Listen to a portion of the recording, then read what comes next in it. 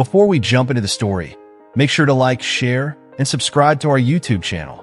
And let me know in the comments where you're tuning in from.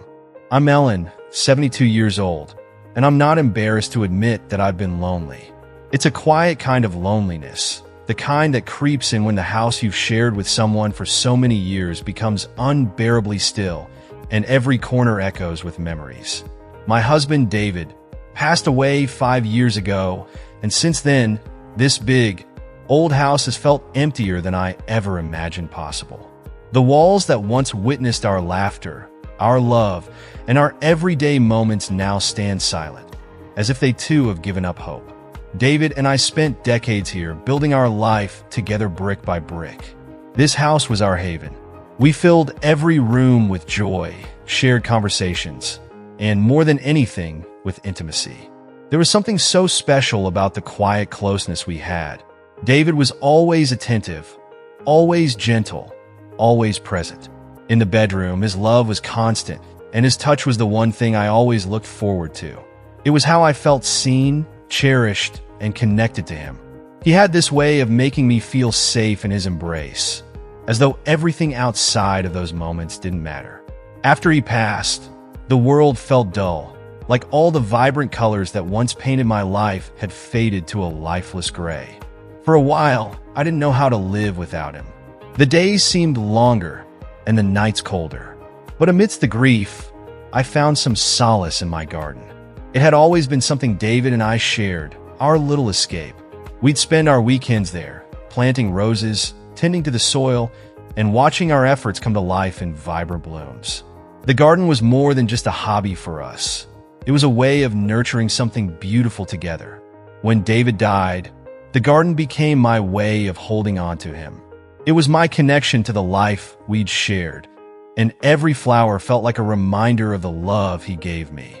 But as time passed, the garden became a heavy weight. The weeds grew faster than I could pull them, and the tasks I used to do with ease now felt overwhelming. The soil was hard to manage, the flowers were no longer thriving as they once had, and my body, too, was growing tired. That's when James entered my life. James, my gardener, was a man in his early 40s. He had rough hands from years of hard work, broad shoulders that seemed built for carrying burdens, and a smile that could warm even the coldest of mornings. He wasn't like the young men I had known in the past. There was something old-fashioned about him, a kind of quiet respect and politeness that was becoming rarer these days. Even though I insisted he just call me Ellen, he always referred to me as Miss Ellen. It was charming in a way, and it made me feel a little younger, a little more important. James had been coming to tend to my garden for over a year by that point. At first, it was simply a necessity. My garden was in disrepair, and I needed help. But as the weeks turned into months, something more began to form between us. Not exactly a friendship, but a kind of quiet understanding, a companionship that had slowly built itself in the spaces between the work and the conversations. Every Thursday, James would arrive to do the heavy lifting, and I would make us tea. We'd sit on the porch afterwards, sipping our drinks, talking about the weather, the latest news, or sometimes just the small things that had happened during the week.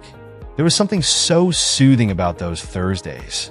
I began to look forward to them with a kind of anticipation I hadn't felt in years. Watching James work and sharing his thoughts on whatever subject we happened to discuss, I realized how much I had missed feeling connected to another person. The way he moved, so deliberately and carefully, and the way he listened when I spoke, made me feel like I mattered again, like I wasn't just some old woman who had faded into the background of a house that was no longer full of life. And for the first time in a long while, I began to feel like I wasn't invisible. He made me feel seen in a way that I hadn't expected, and that sense of being acknowledged, of having someone truly listen, was something I hadn't realized I had been yearning for. It was a simple thing, really, but it was also profound. James had no idea what he was doing, or perhaps he did, but it was changing something in me. It made me realize that, despite my age, despite the years that had passed since David's death, I was still capable of feeling. And that was something I hadn't allowed myself to believe in a long time. One particular Thursday, something inside me shifted. I was watching James as he trimmed the roses, his strong hands working deftly with the shears, and the soft glow of the afternoon sun kissed his face. casting shadows that made him look almost ethereal. I found myself, almost unconsciously, studying him more than I ever had before. As I watched him, a thought, a yearning, began to form in my mind. It was a thought I hadn't allowed myself to entertain in years. What would it feel like, just for a moment, to be held again, to have someone's arms around me, to dance in the quiet of the garden where the roses bloomed like memories? It was a ridiculous thought, of course. How could I even think such a thing? David had been the only one I had danced with. We'd shared so many dances in this very house, and after his death, I had resigned myself to a life without that closeness. But the idea of dancing with James, of feeling another human being's touch in that intimate way, even for just a moment, wouldn't leave me. It lingered in my mind like a song I couldn't stop humming, soft and persistent. My heart began to race. I didn't know why. I hadn't felt my pulse quicken like this in years, but now it was pounding in my chest, as if reminding me that I was still alive, still capable of feeling. Taking a deep breath, I made up my mind. What did I have to lose? If I stayed in this same place of quiet resignation, nothing would change. I needed to take a chance. With shaky legs, I stood up from the porch and walked slowly toward the garden. The grass was soft beneath my feet, and each step felt heavy with the weight of my decision. But when I reached him, I could see that he was still lost in his work, focused on the task at hand, unaware of the shift happening in me. I cleared my throat, unsure of what to say, but the words came anyway. James looked up at me, his brow furrowed slightly from the heat of the sun as he wiped the sweat from his brow. His eyes met mine, and there it was again, his warm, familiar smile. "Miss Ellen," he said, his voice polite as always. "What can I do for you today?" I felt foolish, standing there, my heart hammering in my chest. I hesitated for a moment, the weight of the moment settling heavily on me. But I couldn't back down now. I had to at least ask. "James," I said softly, my voice barely above a whisper. I took a breath, my hands trembling as I clasped them together. "Would you come sit with me for a moment? I have a favor to ask." His expression softened, though there was a trace of confusion in his eyes. He set down his tools and followed me to the porch, his heavy boots making soft thuds against the wooden planks. We sat on the old wooden bench, the one David and I had sat on many times before, and I suddenly found myself unsure if I could go through with it. I glanced at James, really looking at him for the first time as if I were seeing him with new eyes. His hands were calloused, his face weathered from long hours in the sun, but his eyes, they were kind. And there was something about his presence, something calming, that made me feel seen again, like I wasn't invisible. My heart pounded in my chest, and for a long moment, I couldn't speak. I thought of the years I'd spent alone, the years I'd spent grieving, and all the moments I had let slip away in silence. And then, almost as if it were a decision made by something deeper than my own will, I spoke again. "James," I said, my voice barely audible, "I know this might sound strange, but would you dance with me, just for a moment, right here in the garden?" I wasn't sure if I had even spoken the words aloud until I saw the way his eyes widened, his brow furrowing in surprise. "Dance with you," he repeated, the words coming out slowly, as if he couldn't quite believe what he'd just heard. I nodded, my cheeks flushing with an almost embarrassing warmth. "Yes," I said, my voice trembling slightly. "I haven't danced since David died. I miss it so much. I miss the closeness, the feeling of being held. Would you do that for me, James?" There was a long pause, and for a moment, I thought he might refuse, that he might laugh or dismiss the request altogether. But instead, he looked at me like he was weighing something in his mind, as if he were deciding whether or not to grant a wish. His gaze softened, and then, without a word, he stood up. If you're still tuned into this video and find the story inspiring, drop a 1 in the comments to let me know you're still with me. A smile, small but genuine, spread across his face. He extended his hand toward me. "If that's what you want, Miss Ellen," he said quietly. My heart skipped a beat. There was no turning back now. I took his hand, feeling the strength in his grip, and let him pull me gently to my feet. In that instant, all the years of loneliness seemed to melt away. The world around us faded into a soft blur, and all I could focus on was the rhythm of our movements, the way his hands steadied me as we took the first few tentative steps together. We swayed slowly, not to music, but to a rhythm only we could feel. The roses stood silently around us, the breeze rustling their leaves like whispers. For a moment, I let myself forget about the world outside, forget about the years of solitude, and simply allow myself to feel. His touch was warm, his presence steady. And as we danced, I realized that even after all these years, I was still capable of experiencing something real, something beautiful. "If that's what you'd like, Miss Ellen," he said softly. His words, spoken with such gentle respect, seemed to hang in the air between us. And at that moment, I realized something I hadn't quite understood before. He wasn't just my gardener. He wasn't just the man who came every week to tend my flowers and cut back the overgrown vines. No, in that moment, James had become something more. He had become the bridge between my lonely present and a forgotten past. I took his hand, and as he pulled me closer, I felt an almost overwhelming sense of warmth. It was as though the world around us had slowed, fading into the background, leaving only the two of us standing in the middle of that small garden. The roses, the daisies, and the old oak tree.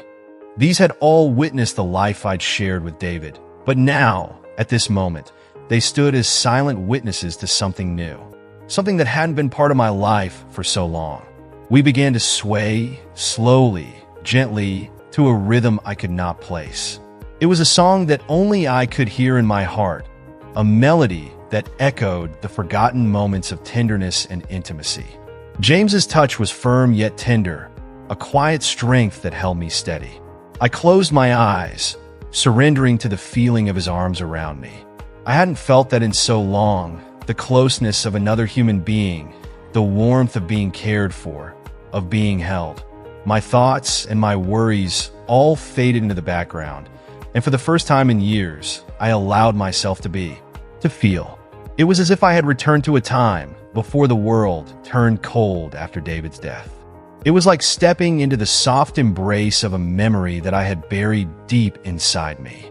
It felt like a lifetime since I'd had that, and in that moment, I didn't want it to end. I wanted to hold on to the sensation of being wanted, of being desired. Not just for the woman I was, but for the woman I had once been and still could be. But then, something shifted. I don't know what it was, a change in the air, a subtle shift in his grip. But it was as if the very energy between us had changed. My hand, which had been resting gently on his arm, began to slide upward, almost as if it were moving on its own. My fingers grazed his shoulder, and I allowed them to linger there just a moment too long, perhaps longer than was appropriate. The contact felt electric, and I felt the warmth of his body, his breath, even though the afternoon air was cool. I opened my eyes, and when I looked up at James, I saw it. His gaze had changed. Something flickered in his eyes, something that told me he felt it too. It wasn't just kindness or pity, not the sort of charity one might show an elderly woman. No, this was something different. This was a connection, a spark between us that neither of us had expected, nor had either of us been prepared for. "Miss Ellen," he said, his voice suddenly soft, almost trembling, as if he were unsure of what he was about to say. "You're a beautiful woman, and I'm honored to dance with you." But his words trailed off, and in that moment, I saw the conflict in his eyes, the hesitation, the confusion. It was clear that he didn't know how to navigate what was happening between us. Before he could finish, before the moment slipped away, I did something reckless, something I hadn't done in years. I leaned in, and without thinking, I kissed him. It was a soft kiss, tentative at first, but it was filled with everything I had kept hidden away for so long. The loneliness, the yearning, the aching emptiness I had tried so hard to bury. It was a kiss that spoke of loss, longing, and all the years that had passed since David had been by my side. A kiss that was not about him, not about James, but about me, about my need to feel, to connect, to remember what it was like to be wanted. For a moment, he froze.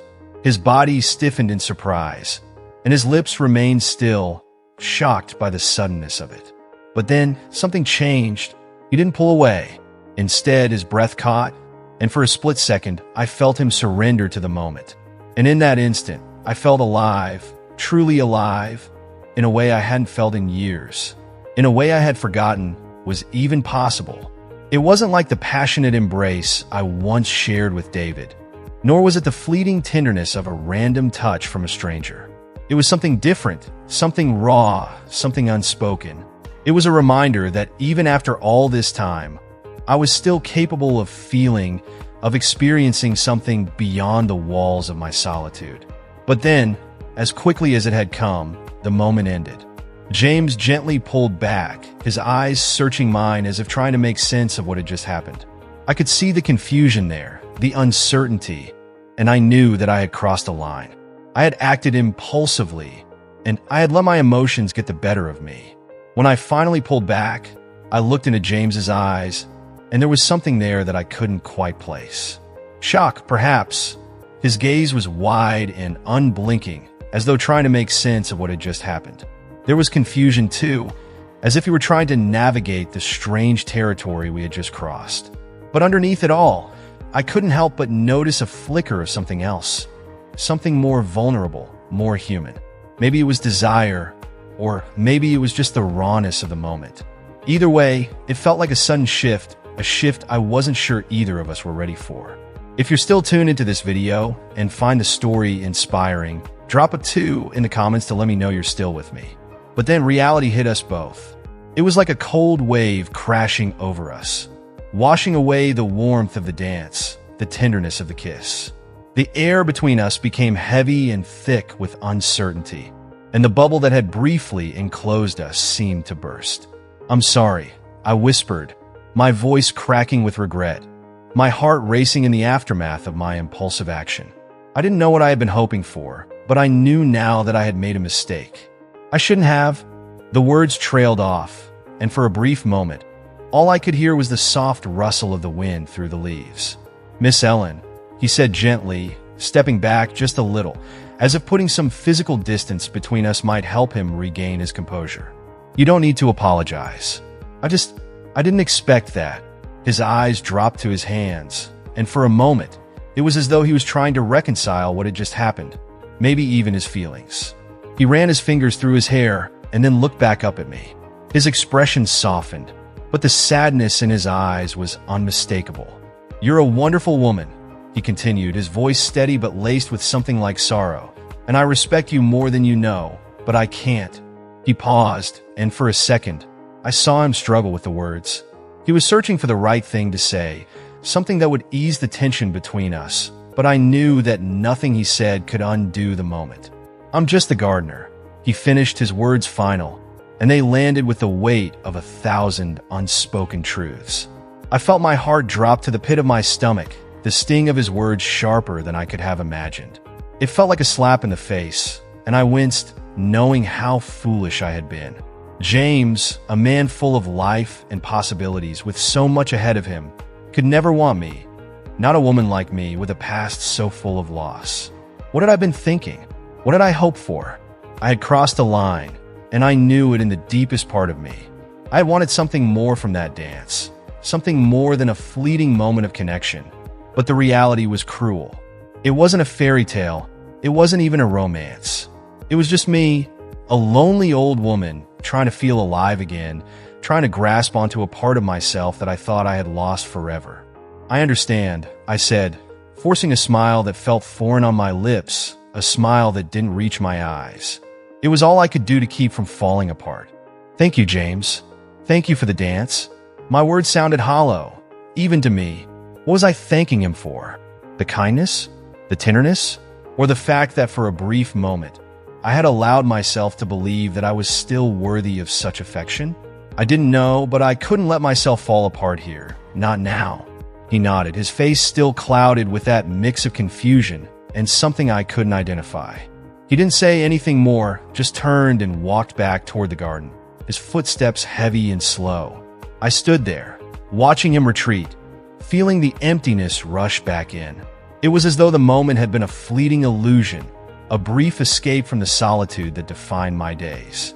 I stood there for a long time after he left, my hands still trembling, my heart aching with a mixture of regret and something else, a deep, aching loneliness that seemed even more profound now.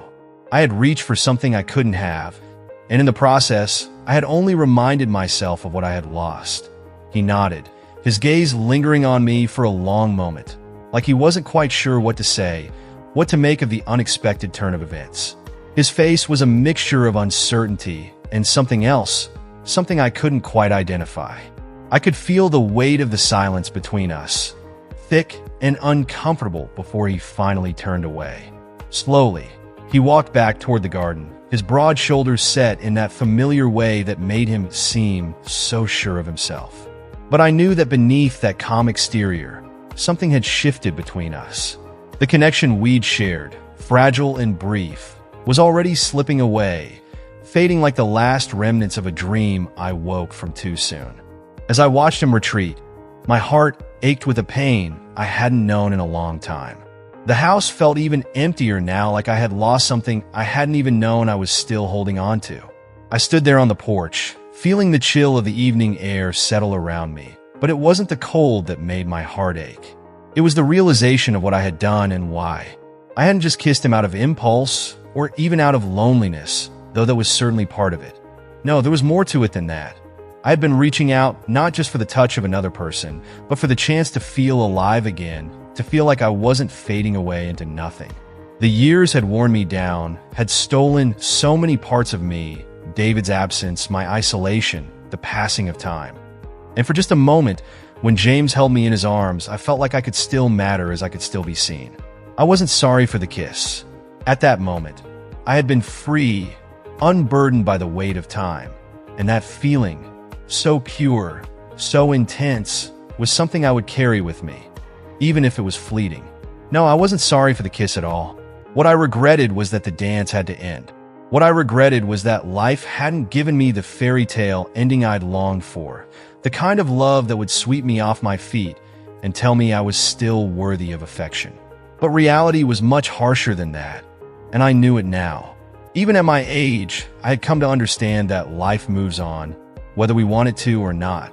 The weeks pass, the seasons change, and Thursdays still come and go. James still comes by to tend to my garden. We talk, we laugh about trivial things, about the weather or the flowers, little moments that fill the gaps between the silence. But there's a change between us now, a quiet distance, a question that hangs in the air, unspoken, but felt deeply by both of us. I can't quite explain it, but something has shifted, something I can't take back. And as much as I try to forget the kiss, to push it out of my mind, I know it will always linger. Every time I see him, I'll remember that day. Remember the brief moment when I dared to reach for something more than what my life had become.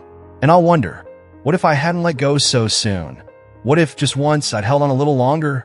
What if, instead of retreating into the safety of my solitude, I'd given in to the possibility of something more, something I had only glimpsed but was too afraid to chase? The thought lingers unanswered, just as the silence between us continues to stretch longer with each passing Thursday.